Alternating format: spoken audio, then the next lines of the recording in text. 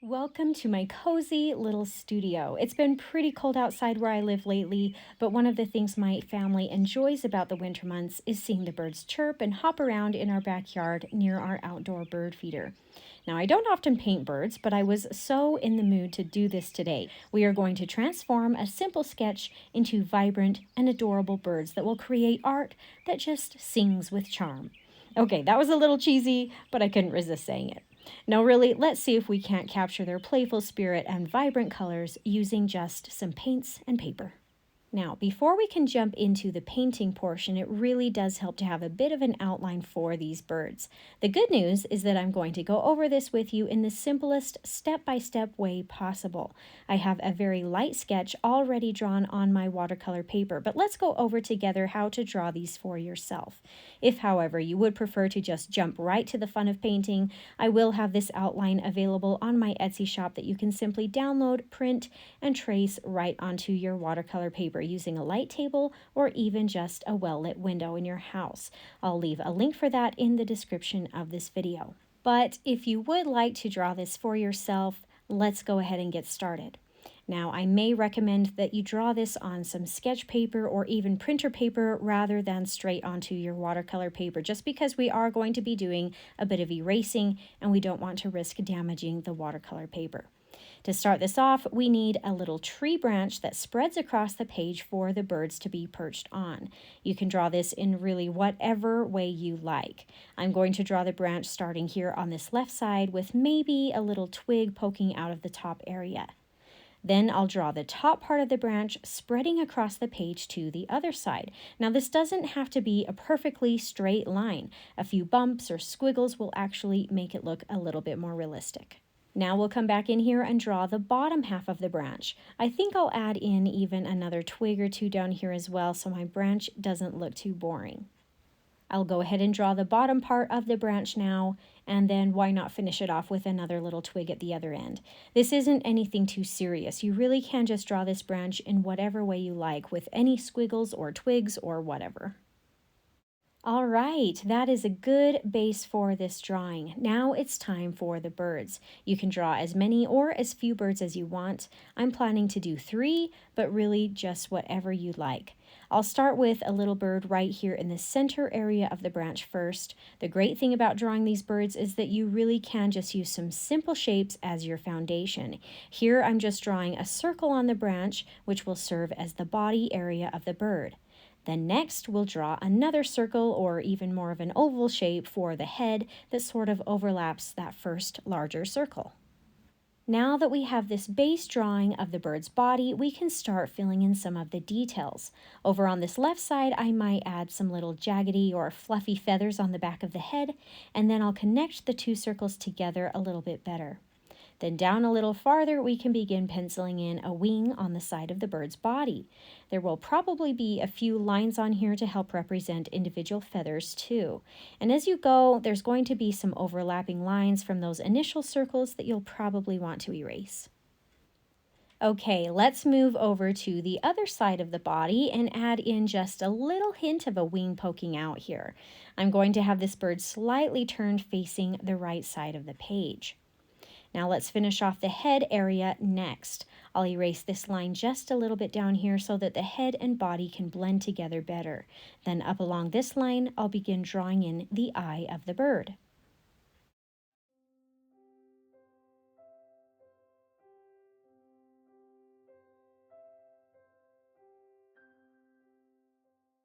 Next up, we'll pencil in the beak on the right side of the head here. Now this looks pretty good, I think. It's simple but plump and cute, not super realistic, but also not too loose, kind of somewhere in the middle here. To finish this bird off, I'll just add in the feet, or the talons, I guess, here at the base of the body that curve around the twig that we drew initially. And then, of course, you may want to erase some unneeded lines when you're done.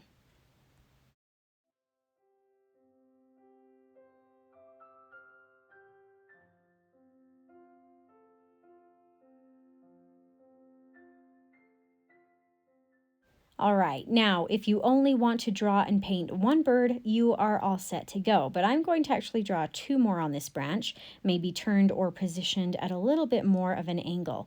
So my initial circles are going to be more of an oval shape this time rather than a full-on circle. But here we're going to basically follow the same steps that we just did. We'll draw the base for the body and the head of the bird, and then we'll add the wing on the far left side.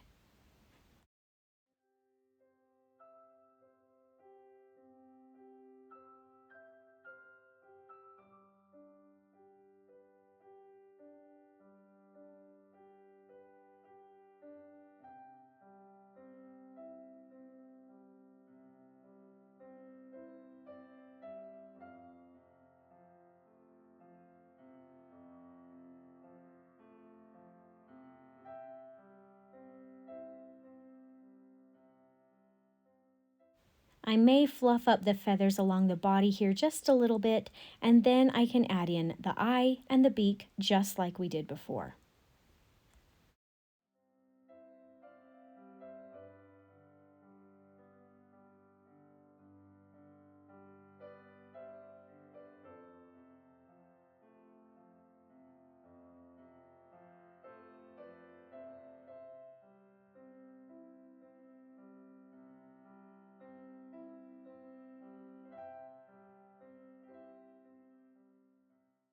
After I draw the talons on here, I'm actually going to add one more little feature onto this bird that my first one doesn't have, mostly because of how it's positioned on the page, and that is a few little tail feathers poking out.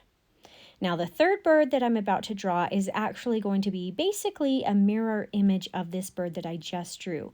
I'm going to draw it off to the right side though, and I'll have it face to the left side of the page or facing towards the other two birds. But the steps here are going to be exactly the same.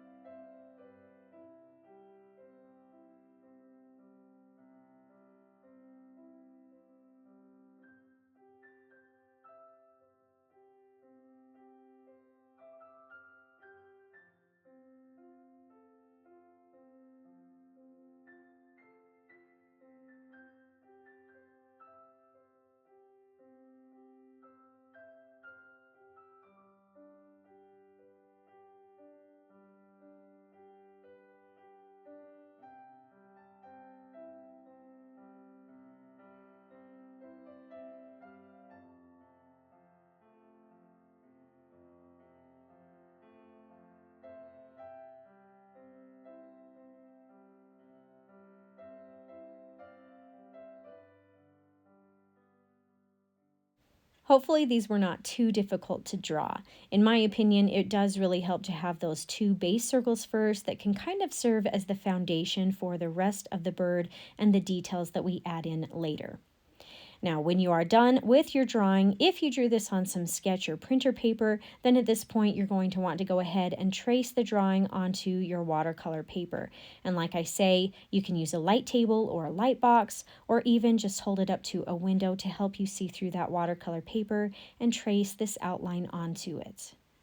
Okay, moving on to the fun part. Let's go ahead and pull out our painting supplies.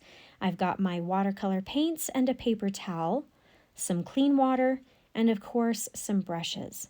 I will be using my personally designed Craftimo brushes today. I will be using the number 6 round brush and the small number 3 round brush. Because these sold out so quickly during the first launch, Craftimo actually is going to let me put out a second batch. I was really hoping the production of them would be done sometime this month, but I just got word it may be at the end of February instead. But if you would like to be notified when they're available, I do have a link that you can sign up with in the description of this video, along with information and links to any of the other products you see me using today. Now, I've taped my paper down with a couple of pieces of artist tape, but I actually didn't tape the two sides. This way my painting can kind of trail off the edges of the page. Now, first off here, I'm going to use this number 6 round brush and pull out a little bit of burnt umber mixed with maybe just a touch of ivory black to help darken it up. I'm going to go ahead and paint in the branch, and I'm not worrying too much about a lot of shading or anything else yet. I am going to add some of that in later, but at this point I'm just going to paint this on here and see what happens. If you would like to add more shading than what I'm doing right now, I would recommend making the top of the branch lighter in value where the light source would be hitting it, and the bottom of the branch darker for the shadow area. Now, as we work on this piece, I will tell you of an option that you have here. Originally, I didn't want any background color for this painting. I really just wanted to focus on the birds and not have a lot of distraction. But to give you a bit of a glimpse as to what happens to me in the future, after I finished the painting, I did start feeling like maybe it did need some background color. I'll get a little bit more into some of those details a little bit later on, but the reason I bring it up now is because if you would like to have some background color on this piece, it may be a good idea to put that in before we begin painting in the birds, and maybe even before you begin painting in the branch. You can definitely add it in later, and as I say, I did. It just makes it a little bit more tricky to add the background in later because then you have to be extra careful to go around any paint that's already on the page. A good rule of thumb when painting is to try to work your way from the back to the front.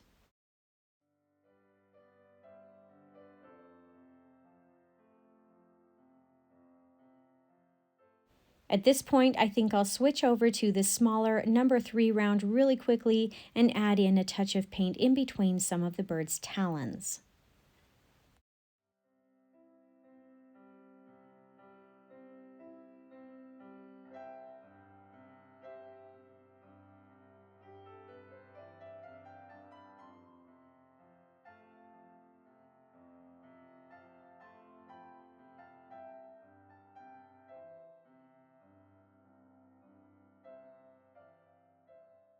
Now that this base layer of paint is done on the branch, I may come back in and add in some extra color to the base part of the branch to add a bit of shadow and dimension. And as a side note, if you are enjoying this tutorial so far, I hope you'll subscribe if you haven't already so you don't miss out on any of my new and upcoming tutorials.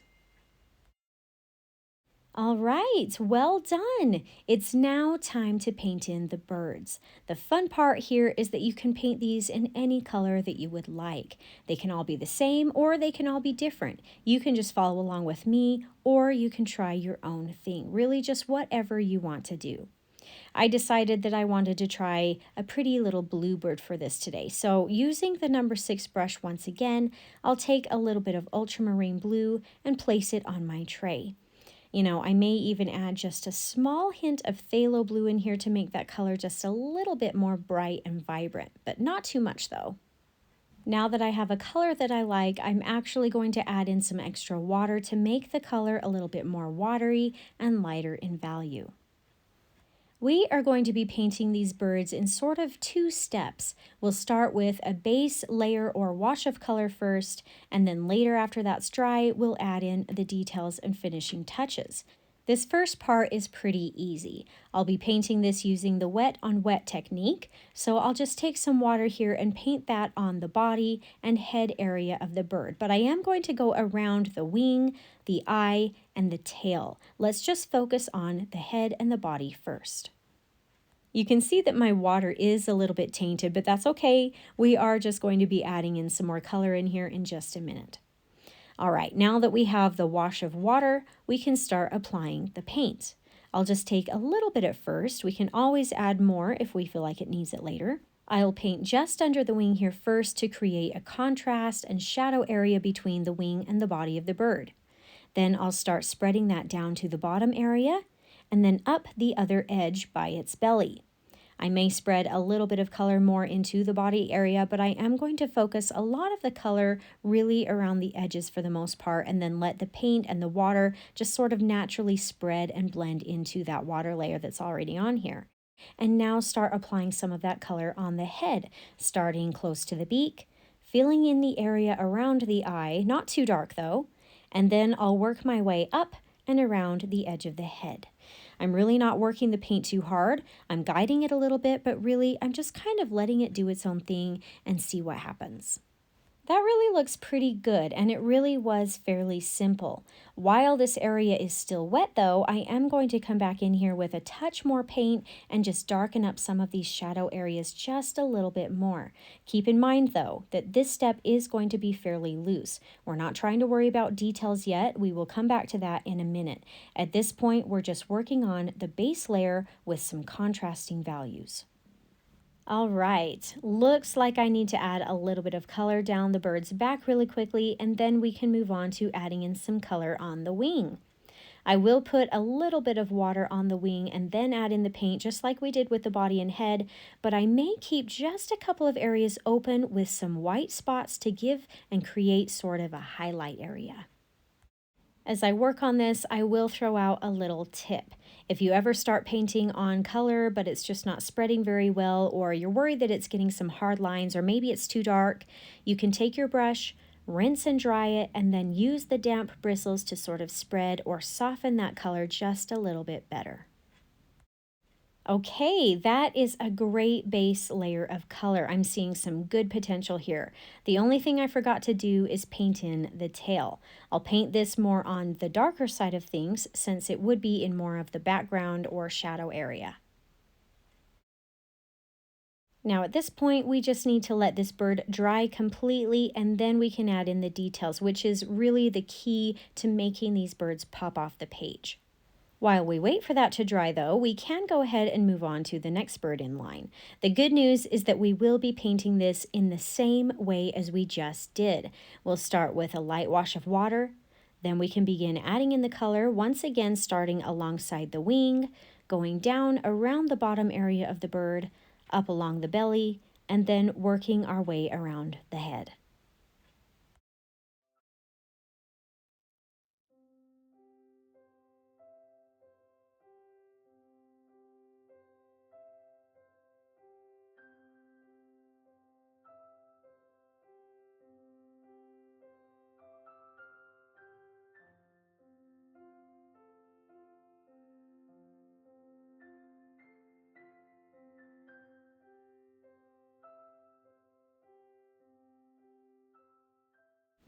Great job.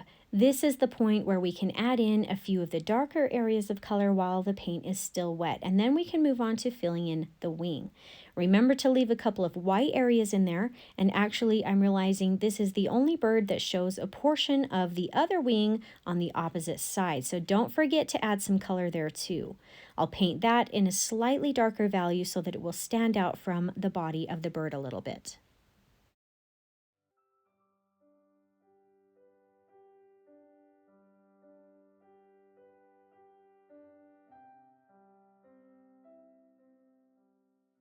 All right, on to the third and last bird, but once again, painted in the exact same way.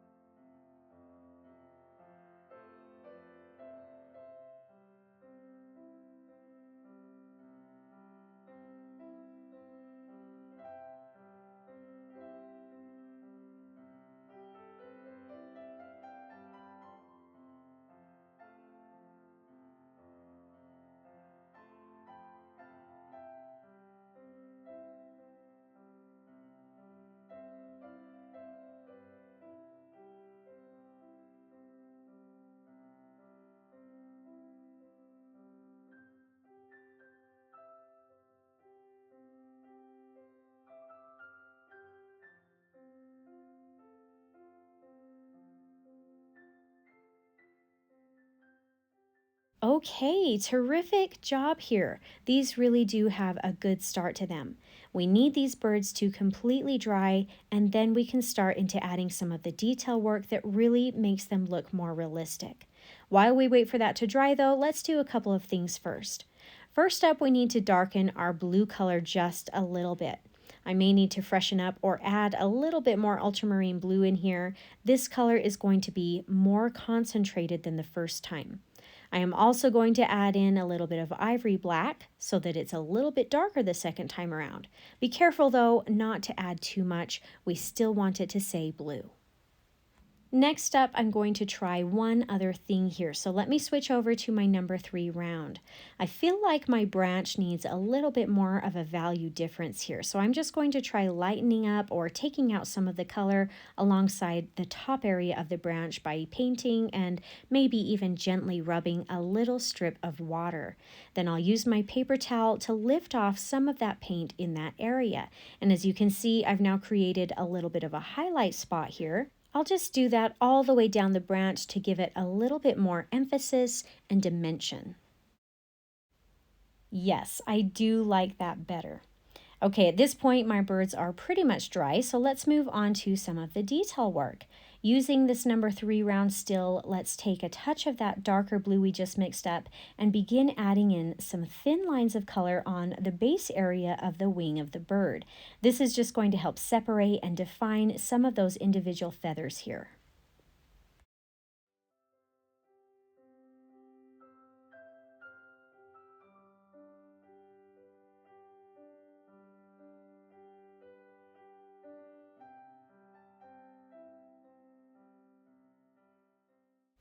I may even extend some of this darker color up into the top area of the wing. Not too much, just a gentle, subtle color difference.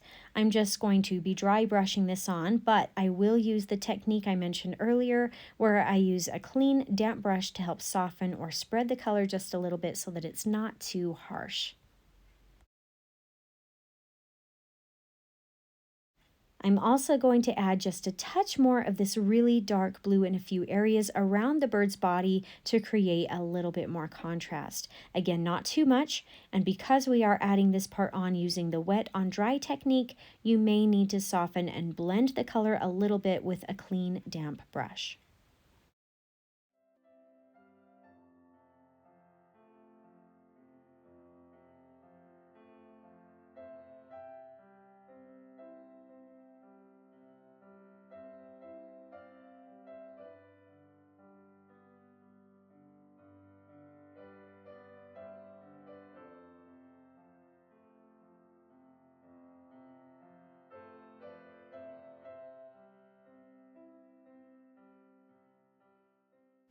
Awesome job. This looks great.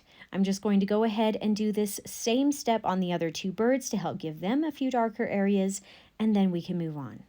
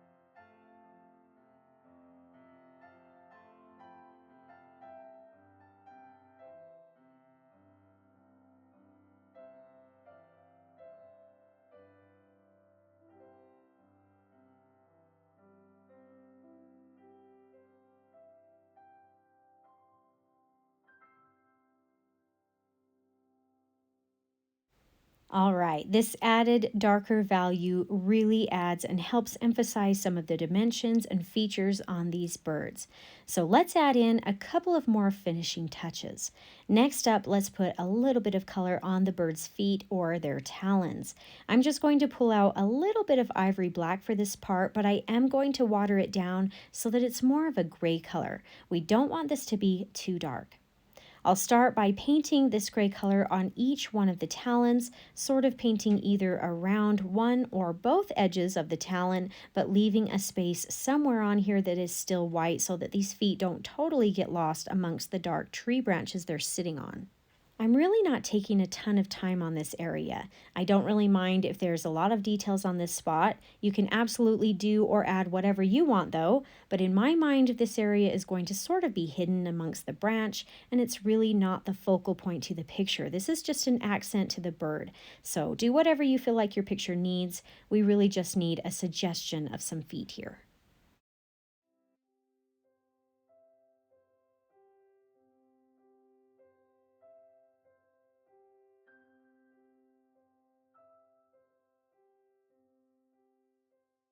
All right, while I'm already using and painting in some of this light gray color, I'm going to move on up to the bird's beak and paint in the top half of each beak with this lighter gray color.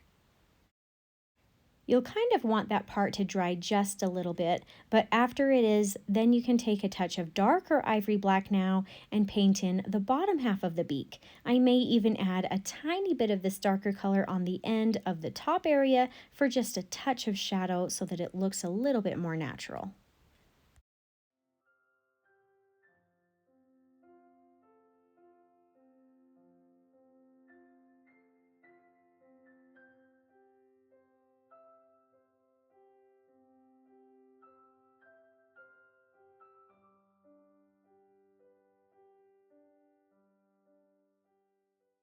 The last thing to paint on these birds is going to be the eyes.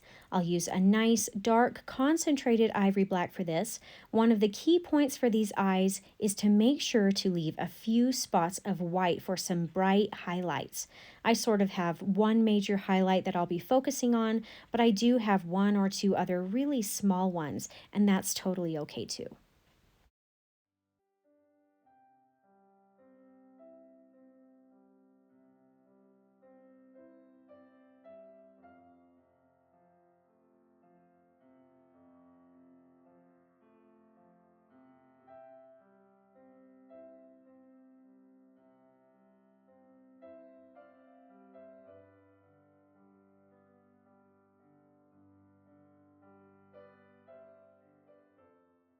These additions really finished off these birds. They just pop off the page after they get some of this detail work. Now this is the point where I myself came to a crossroads. I finished painting the eyes and I thought I was done. In fact, I even untaped and recorded a final clip of the finished painting because that was supposed to be it. But as I kept coming back and looking at the piece during the next hour, I just felt like something was missing.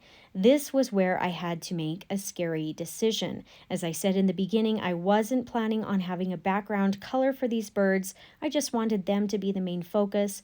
But that feeling of it being a little bit empty or needing some sort of color in the background just kept nagging at me. I pushed those feelings aside for a while because I really didn't want to risk ruining the now finished painting by trying to add in some color that I wasn't originally planning on. But eventually I did decide to take the plunge. Now you of course can choose whichever way you like. Maybe you would prefer to leave it just as it is, which is absolutely okay, or maybe you want to take the risk with me and try adding in some background color. You are the artist for your work, so you can decide which way you like the best.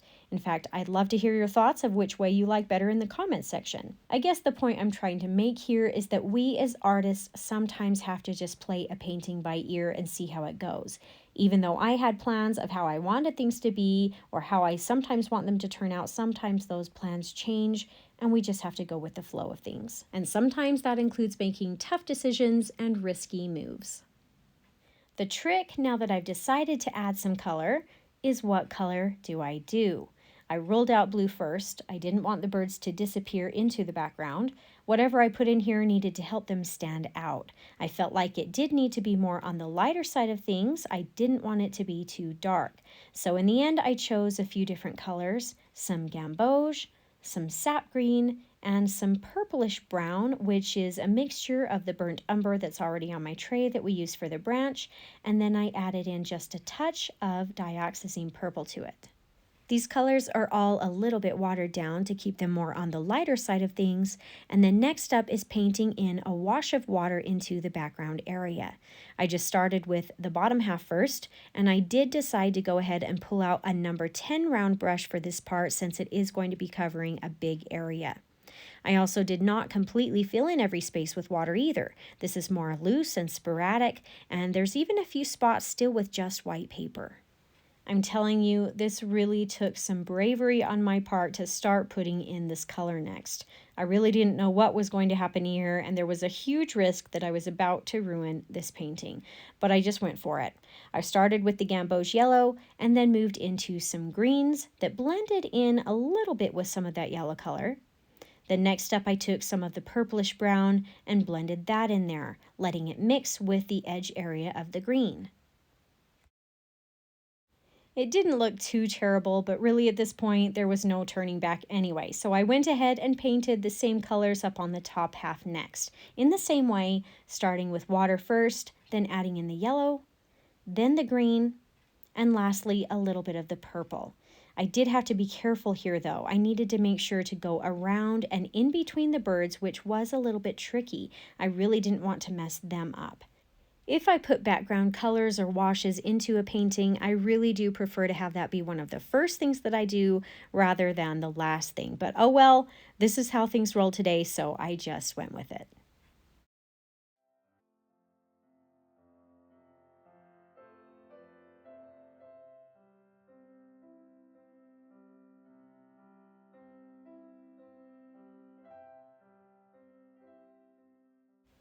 And there you have it. I kind of went back and forth on whether I liked that background addition or not.